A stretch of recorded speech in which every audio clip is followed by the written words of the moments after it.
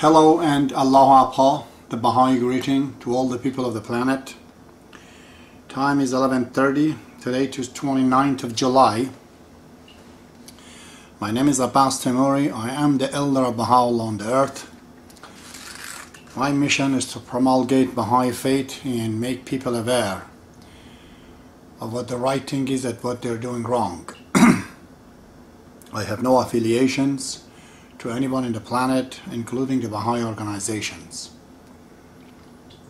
Tonight I'd like to talk about the people of Iran. I'm speaking to you tonight as a Canadian. My Canadian citizenship takes precedent. I've been here more, and I felt welcome here ever since I came 27 years ago. But unfortunately, my time in Iran, from very childhood, right till the age of 22 that I left the country, always associated with very sad memories. So, I will be speaking to all the people in the globe as my relationship to my planet, as a human being, as a concerned person that is connected to all the people of the earth, as a cell of a body that is called humanity. I'm just one single cell.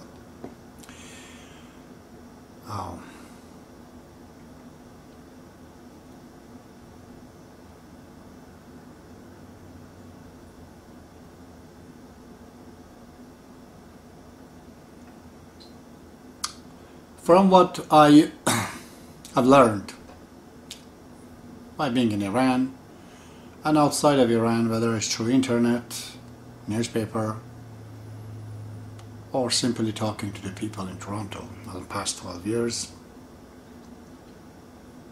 I see everybody is playing blame game. I have not seen one single group, single man that comes back and says that I am at fault. But every one of them criticized the regime and what has happened, and every one of them throw the stone at each other, and they simply say the other guy is responsible. Nobody's willing to say what they've done themselves. I'm essentially and usually an optimistic person. I always talk about good in the people, and sort of I enjoy talking about the goodness of the people rather than, criticize the other part of it. But tonight I'm going to change the page. I'm going to criticize, because everyone is criticizing everyone. So let's join the play. I'm another one of them. So, as I said, no one is responsible. Everyone says somebody else is responsible, not themselves. And everybody swears at the government and the system and the regime. It's much like the person who opened the cage and let the beast to go out, and now is attacking the beast and say that, oh, the beast is responsible for whatever happened, forgetting that they themselves have elected this government. And I can vouch for that tonight. I was there, and I know a great majority of Iranian, definitely more than 75%, they did wanted the Republic Islamic of Iran that exists right now. And only God knows how many more existing right now. They like to show it that there's nobody likes this government or these people. That's what they try to show, but reality says something else. So let's talk about the Baha'is. Baha'is in Iran, if you talk to them, which I'm an outcast of their system, of their groups, none of them feels definitely responsible for the Persian system, Persian regimes. Or Baha'is, they were Muslims, that they brought it up. We came with a new religion, they didn't accept it, they didn't want us. And if you tell them you're actually responsible for the present condition, they totally say that you are out of whack, They tell me sometimes that I am absolutely wrong. But when I speak to them, I tell them what could they do, and they kind of, then they shake their head and they, brood inside and they think, yeah, maybe I'm right. But Baha'ullah appeared in Iran at the time of revolution, I don't know, some 1970, maybe about 30 years ago. Unlike before that, the population of Iran, maybe it was 30 million, of which I would say barely 20 million Shiites. The rest of them are Sunnis, Christians, or Jews, or Zoroastrian, and others. For these 20 million Shiites, there was close to 1 million Baha'is in Iran. And I spoke to the chairman of the National Spiritual Assembly, Mr. Qaim Aghami, and he explained it to me. Close to 750,000 names, it's in front of them right now. That counts basically for 30 Iranian Shiites, there was at least one Baha'i.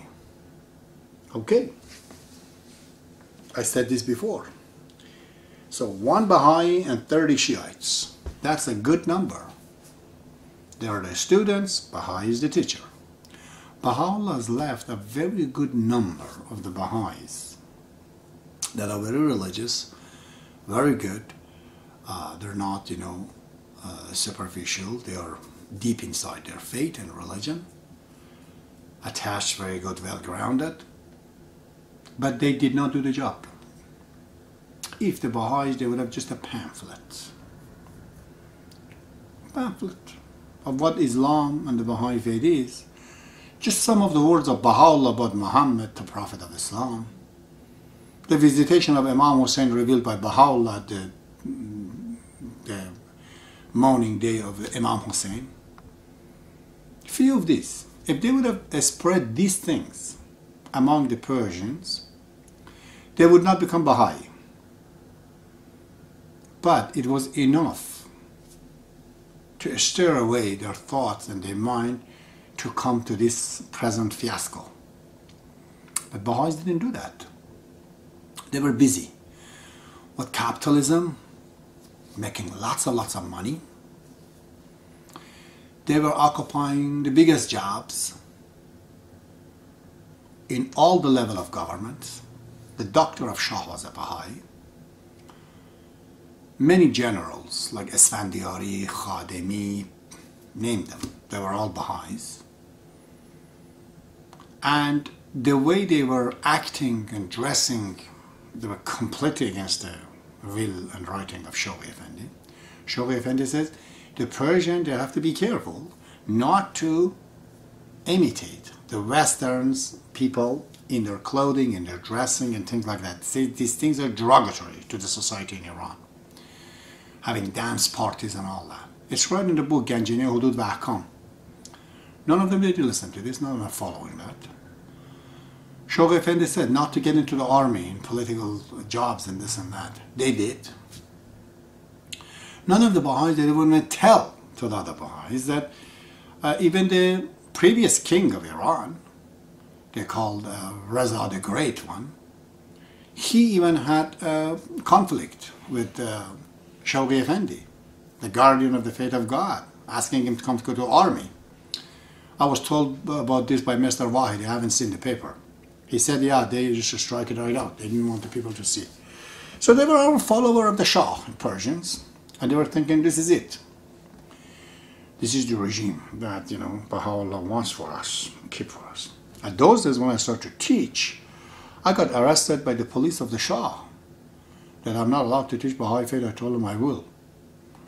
I have a different king. My king is called Baha'ullah, and I do not follow your king. Your king is yours, but I will teach. No one can stop me from that.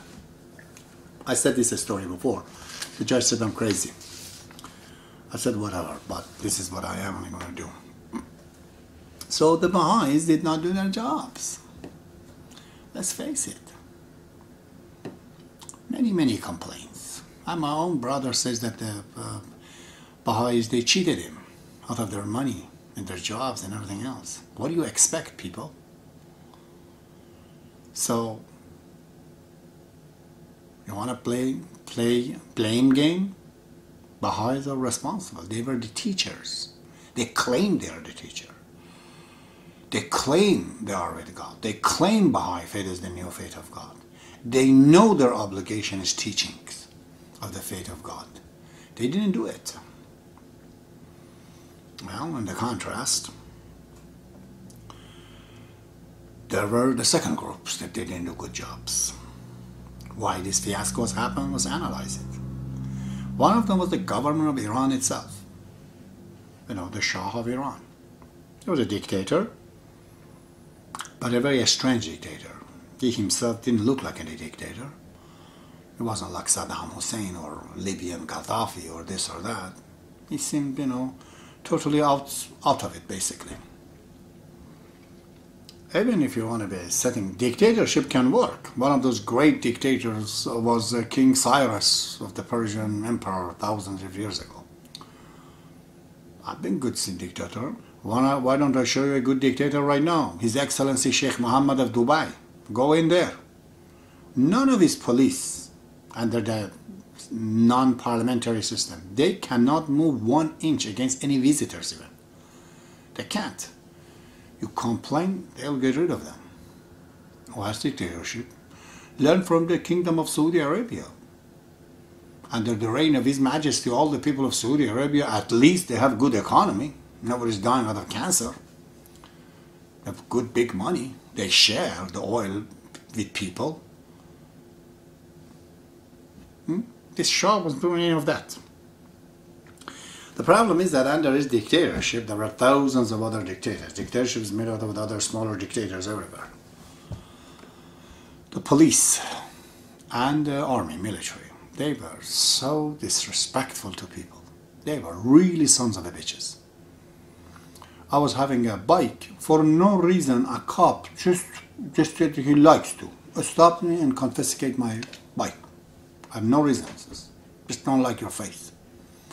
And I can't say nothing. If I say a thing, with the baton, he would bang my face up. What am I going to complain? There was no system. I was in the bus driving, all of a sudden a car wasn't moving well. Some other car just came down. It was a military man. Took the driver out of the car, bit the hell out of him right in the street in front of the people. Nobody could do anything.